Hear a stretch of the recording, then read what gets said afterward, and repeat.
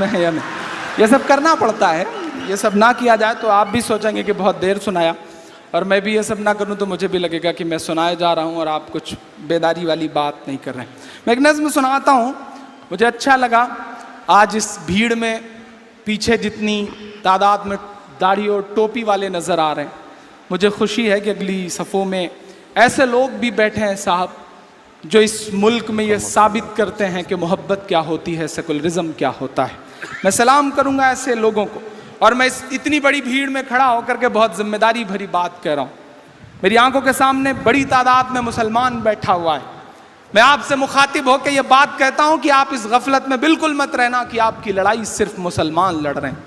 आप इस मुगालते में बिल्कुल मत रहना कि आपके लिए माइक पर खड़े होकर के सिर्फ मुसलमान चीख और चिल्ला रहा है, क्योंकि रात के 2:30 बजे सुप्रीम कोर्ट की चौखट पर इंसाफ बचाने की आखिरी उम्मीद के साथ जो वकील खड़े थे ना, उसमें से एक भी मुसलमान नहीं था।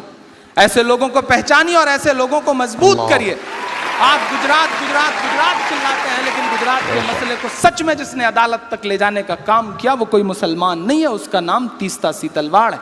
पहचानिए ऐसे लोगों को, मजबूत करिए ऐसे लोगों को, वरना नफरत वाली ताकतें चाहती हैं कि 2 लाइन खिल जाए, एक तरफ 15%, एक तरफ 85%। उनकी पॉलिटिक्स ही यही है। आपको समझना पड़ेगा, ऐसे सेकुलर जहनियत के लोगों को मजबूत करना पड़ेगा, वरना ये नफरत वाली ताकतें हावी होती जाएंगी। सैल्यूट करिए, पहचानिए अरुंधति रॉय को, सैल्यूट करिए अपने इर्द गिर्द उस शख्स को जिसने अपनी जान कुर्बान कर दी, उस हेमंत करकरे को, शहीद हेमंत करकरे को सैल्यूट करिए, जिस शख्स ने इंसाफ के लिए अपनी जान कुर्बान कर दी।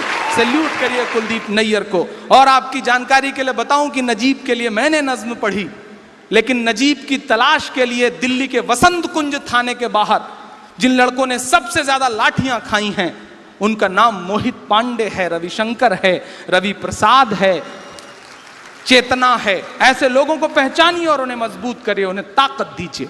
मैं एक नज़्म आपकी अदालत में सुनाना चाह रहा हूं साहब। रात के 4 बजे एक शख्स ने थोड़ा सा ज्यादा ड्रिंक कर ली, सुबह पता नहीं उसे क्या सूझा, उसने एक ट्वीट कर दिया कि अजीब गुंडागर्दी है, मेरी नींद में खलल पड़ता है। और उसके बाद आपने भी सर पर टोपियां सजा ली, लेकिन खुशी की बात यह रही कि आपसे ज़्यादा बोलने के लिए ऐसे लोग निकल आए जो इस मुल्क की गंगा जमुनी तहजीब के अलंबरदार हैं। मैं आपके सामने एक नज़्म सुनाता हूँ साहब कि कभी ना होगी बंद अजान, कभी ना होगी बंद अजान। पढ़ता हूं, थोड़ा सा और बेदारी आपकी मांगता हूं साहब कि कभी ना होगी बंद अजान, कभी ना होगी बंद अजान। पीछे प्यारे और अच्छे नाजरीन, आइए इमरान प्रतापगढ़ी की एक बहुत ही अच्छी नज़म मैं आप लोगों के सामने रखने के लिए जा रहा हूं। इमरान प्रतापगढ़ी ने दौरे हाजिर पर बहुत ही शानदार और बहुत ही जानदार नज़म पढ़ी, और उन्होंने नौजवानों के जो है जज्बात को एक तरीक़े से अपनी शायरी के अंदर उभारा, और उन्होंने लोगों को गोया कि अपनी शायरी के ज़रिए एक पैगाम पहुंचाया कि आपको इस वक्त में करना क्या है और आपको इस वक्त में कैसे रहना है, तालीम हासिल करनी है और डटकर आपको जो है एक तरीक़े से मैदान में जमकर खड़े रहना है। प्यारे दोस्तों, आइए तो इमरान प्रतापगढ़ी की एक बहुत ही अच्छी नज़म है, ज़रा आप लोग इस नज़म को मुकम्मल देख लीजिए। आपकी मांगता हूँ साहब कि कभी ना होगी बंद अजान, कभी ना होगी बंद अजान। पीछे वालों, आप पे इल्ज़ाम है कि आप सिर्फ मजहबी शेर पे दाद देते हैं, अगले मिसरे पे दाद देके उस इल्ज़ाम को झुटलाइएगा कि कभी ना होगी बंद अजान, कभी ना होगी बंद अजान। इसी बीच चाय हाजिर हो गई है। चाय आती है तो ये सोच के चुप रह जाना पड़ता है कि चाय वालों के बारे में कुछ मत बोलो, कब कौन चाय वाला प्रधानमंत्री बन जाए कोई भरोसा नहीं है साहब, इसलिए कुछ भी बोलते में डर लगता है। चाय आई है तो मेरे जहन में 4 मिसरे भी आ गए कि चाय चाय करते थे।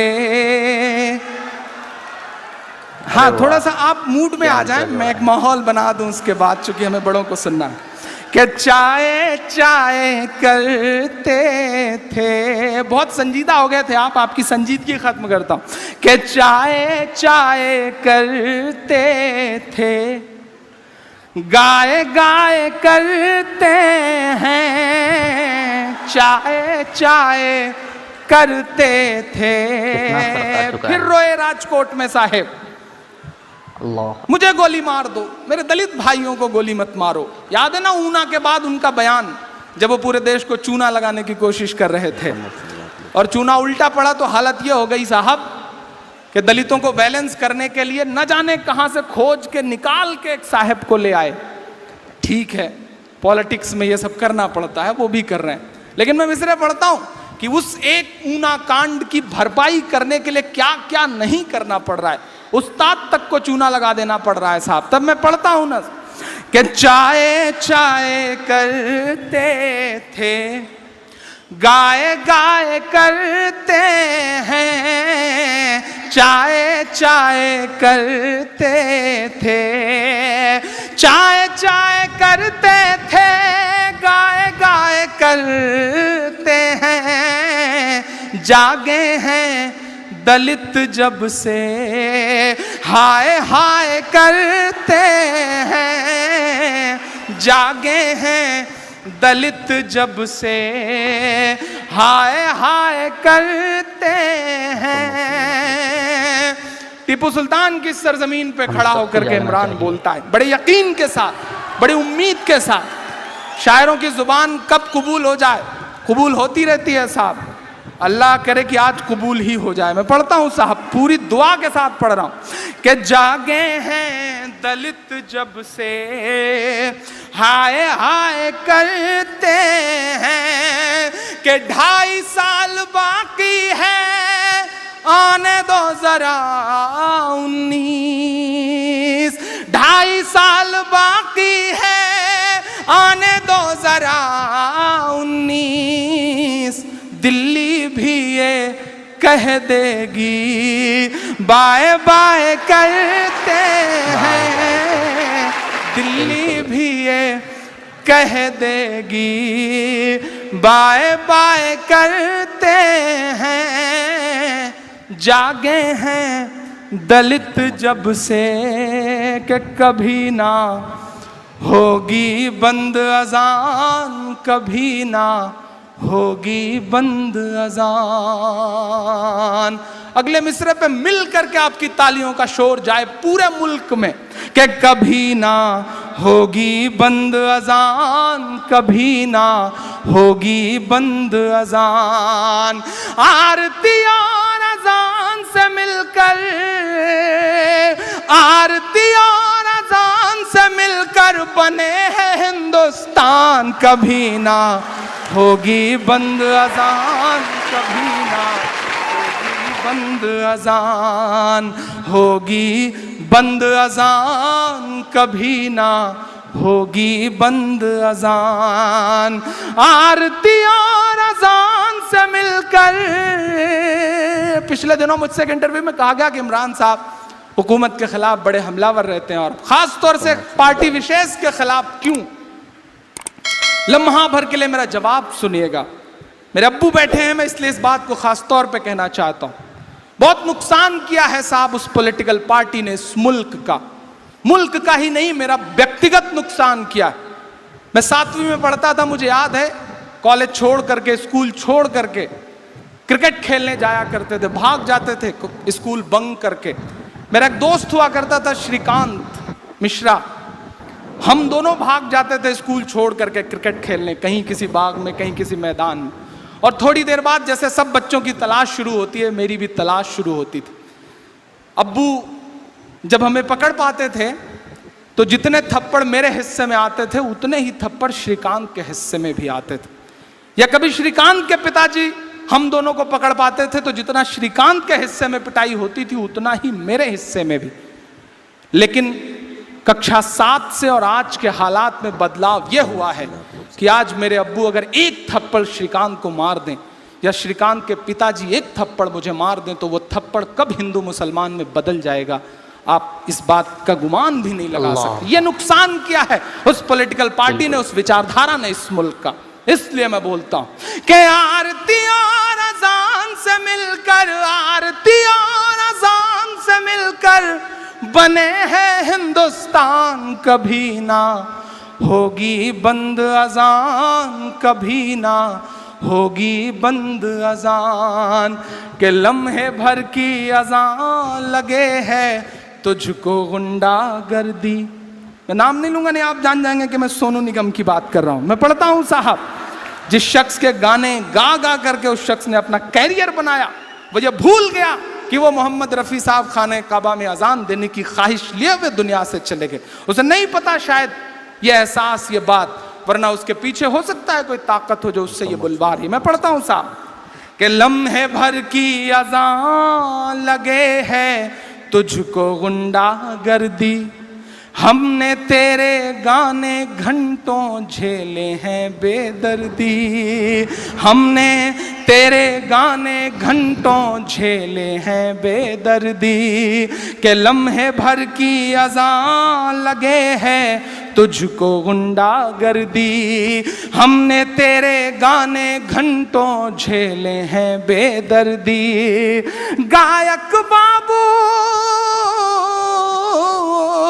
गायक बाबू बेहद नालायक है तेरा बयान, कभी ना होगी बंद अजान, कभी ना होगी बंद अजान। आखिरी बंद पढ़ता हूं साहब, मेरा ईमान, मेरा यकीन, मेरा दिल धड़कते हुए जो कहता है उसे महज 2 मिसरों में ढालता हूं कि जिस दिन इस दुनिया में अज़ां की सदा नहीं आएगी।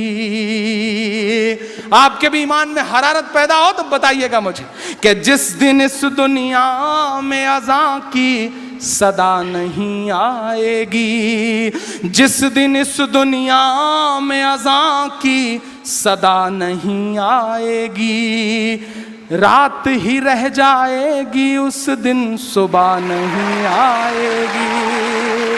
बेशक बेशक। कि जिस दिन इस दुनिया में अज़ां की सदा नहीं आएगी, रात ही रह जाएगी उस दिन सुबह नहीं आएगी। अल्लाह तुझे हिदायत दे दे, अल्लाह तुझे हिदायत दे दे, ले आए ईमान, कभी ना होगी बंद अज़ान, कभी ना होगी बंद अज़ान। और जाते जाते महज 2.5 मिनट की एक बंद की एक नज़्म पढ़ के जाता हूँ। मैं वो मौका गंवाना नहीं चाह रहा, पता नहीं कब आज़ाद साहब मुझे नसीब हो किसी इस तरह के मुशायरे में। महज 2.5 मिनट की एक नज़्म सुनाता हूँ आपको। आप कश्मीर से आते हैं, कश्मीर मुझे बहुत पसंद है, कभी जा नहीं सका कश्मीर, लेकिन न जाने क्यों कश्मीर बहुत पसंद है। बड़े बुजुर्गों से कहानियाँ सुनी हैं कश्मीर की। कश्मीर मुझे इसलिए भी पसंद है कि गुलाम नबी आज़ाद साहब वहाँ से आते हैं, लेकिन कश्मीर मुझे इसलिए भी पसंद है कि आज से 4-5 साल पहले IAS एग्ज़ाम को टॉप करने वाला जो शख्स होता है डॉक्टर शाह फैसल, वो उसी कश्मीर से आता है। कश्मीर मुझे इसलिए भी पसंद है कि पिछले साल 2nd टॉपर जो होता है अतरुल शफी, वो भी उसी कश्मीर से आता है। कश्मीर मुझे इसलिए भी पसंद है कि इस साल IAS के टॉप 10 में एक बच्चा कश्मीर का रहता है। संगीनों के साये में पल रही जवानियाँ भी जब IAS का एग्जाम टॉप करें तो आपको कश्मीर से प्यार करने पे मजबूर होना ही पड़ेगा, भले ही कैसी तस्वीर बनाई जाए। मैं एक नज़्म सुनाता हूँ साहब। कभी कभी मुझे लगता है सियासत, पॉलिटिकल एजेंडे, कश्मीर की नीति, उस सब के बीच में एक चीज़ मरती जा रही है जिसे कश्मीरियत कहते हैं। ये नज़्म मुझे बहुत प्यारी है, मेरे दिल के बहुत करीब है। अमूमन मुशायरों में नहीं पढ़ता, लेकिन आप मौजूद हैं इसलिए मैं ये नज़्म सुनाना चाह रहा हूँ आपकी अदालत में। कश्मीर अगर बोले तो वो कैसे बोलेगा। पढ़ता हूं साहब। ना बुजुर्गों के ख्वाबों की ताबीर हूँ, ना मैं जन्नत सी अब कोई तस्वीर हूँ, ना बुजुर्गों के ख्वाबों की ताबीर हूँ, ना मैं जन्नत सी अब कोई तस्वीर हूँ, जिसको मिल कर के सदियों से लूटा गया, जिसको मिल कर के सदियों से लूटा गया, मैं वो उजड़ी हुई एक जागीर हूँ। हाँ मैं कश्मीर हूँ, हाँ मैं कश्मीर हूँ, हाँ मैं कश्मीर हूँ, हाँ मैं कश्मीर हूँ, हाँ मैं कश्मीर हूँ। पहला बंद पढ़ता हूँ कि ये हुआ है सियासत की एक चूक से, मेरे बच्चे बिलखते रहे भूख से, मेरे बच्चे बिलखते रहे भूख से। ये हुआ है सियासत की एक चूक से, रोटियां मांगने पर मिली गोलियां, रोटियां मांगने पर मिली गोलियां, चुप कराया गया उनको बंदूक से, चुप कराया गया उनको बंदूक से। ना कहानी हूँ ना कोई किस्सा हूँ मैं, कश्मीर की सच्चाई और कश्मीर का दर्द। अगला एक मिसरा गवाही है इस बात की कि ना कहानी हूँ ना कोई किस्सा हूँ मैं, ना कहानी हूँ ना कोई किस्सा हूँ मैं, मेरे भारत तेरा एक हिस्सा हूँ मैं, मेरे भारत तेरा एक हिस्सा हूँ मैं, जिसको गाया नहीं जा सका आज तक। तमाम कहानियां चैनल से सुनाते हैं, लेकिन मुझे लगता है शायद कश्मीर की जुबान कभी नहीं सुनी गई। मैं पढ़ता हूं साहब, मेरे भारत तेरा एक हिस्सा हूँ मैं, जिसको गाया नहीं जा सका आज तक, ऐसी एक टीस हूँ, ऐसी एक पीर हूँ। हाँ मैं कश्मीर हूँ, हाँ मैं कश्मीर हूँ, हाँ मैं कश्मीर हूँ। आखिरी बंद पढ़ के आपसे विदा लेता हूँ कि यूं मेरे हौसले आजमाए गए, मेरी सांसों पे पहरे बिठाए गए, मेरी सांसों पे पहरे बिठाए गए। पूरे भारत में कुछ भी कहीं भी हुआ, मेरे मासूम बच्चे उठाए गए, मेरे मासूम बच्चे उठाए गए। यूं जड़ मेरे सारे घरों दे गए, यूं जड़ मेरे सारे घरों दे गए, मेरे जज्बात बूटों से रौंदे गए, मेरे जज्बात बूटों से रौंदे गए। जिसका हर लफ्ज आंसू से लिखा गया, खून में डूबी हुई ऐसी तहरीर हूँ। हाँ मैं कश्मीर हूँ, हाँ मैं कश्मीर हूँ, हाँ मैं कश्मीर हूँ, हाँ यहाँ मैं कश्मीर हूँ। बेंगलोर वालों, जाते जाते इतना कह के जा रहा हूँ कि चाक दामन रफू करके लिखता हूँ मैं। कभी कभी 4-4, 5-5 दिन मुशायरों के बाद घर जाता हूँ तो अम्मी कहती हैं कि कहाँ से समेटते हो इतना दर्द। मेरे दोस्त कहते हैं इमरान कहाँ से गा लेते हो इस दर्द को।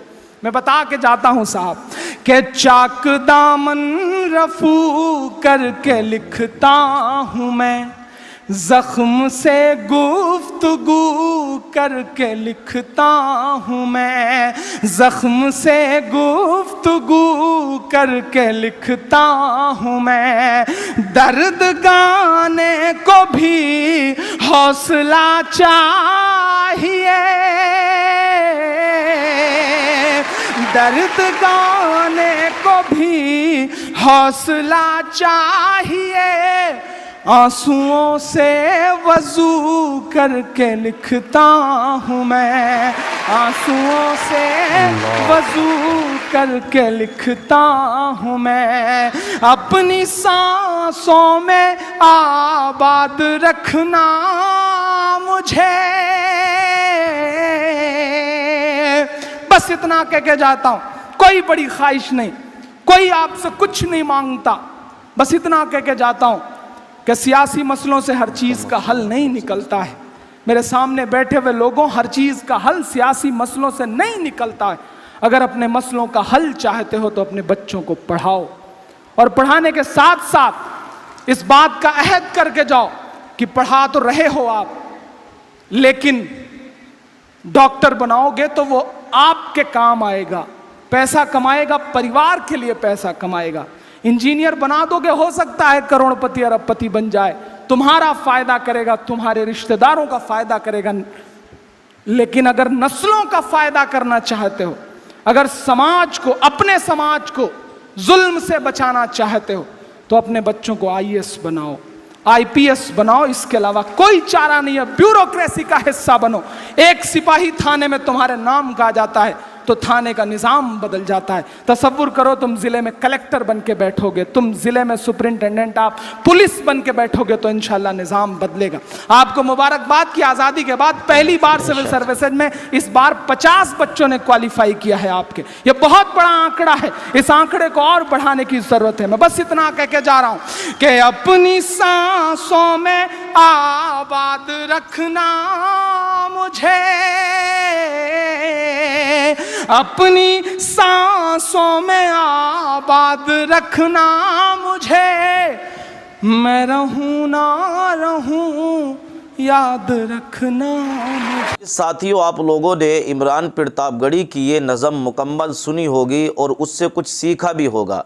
प्यारे दोस्तों, इमरान प्रतापगढ़ी की जो शायरी होती है वो बेवजह, ये फालतू की नहीं होती है, बल्कि इमरान प्रतापगढ़ी की शायरी का एक एक शेर जो है बड़ा ही खूबसूरत और दौरे हाजिर के हालात पर होता है, और वो अपने शेरों के अंदर लोगों को एक तरीके से नसीहत करते हैं कि हमें क्या करना चाहिए और क्या नहीं करना चाहिए। यानी उनके अशार में इस तरीके की बातें होती हैं कि हमें जो है अपने बच्चों को तालीम सिखानी चाहिए, ख़ुद भी तालीम सीखें, इसलिए कि तालीम एक ऐसी ताकत है जो आपको हर मैदान में आगे करेगी। तो दोस्तों, उम्मीद है कि ये शायरी आपको अच्छी लगी होगी। अगर अच्छी लगी हो तो कमेंट कीजिए और लाइक कीजिए। अस्सलामु अलैकुम वरहमतुल्लाहि वबरकातुहू।